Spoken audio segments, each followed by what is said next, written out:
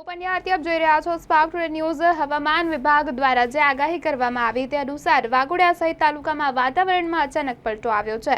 બપોર બાદ અચાનક વાતાવરણમાં પલટો આવતા પવન ફૂંકાયા। પવન ફૂંકાતા રોડ પર ધૂળની ડમરીઓ ઉડી છે।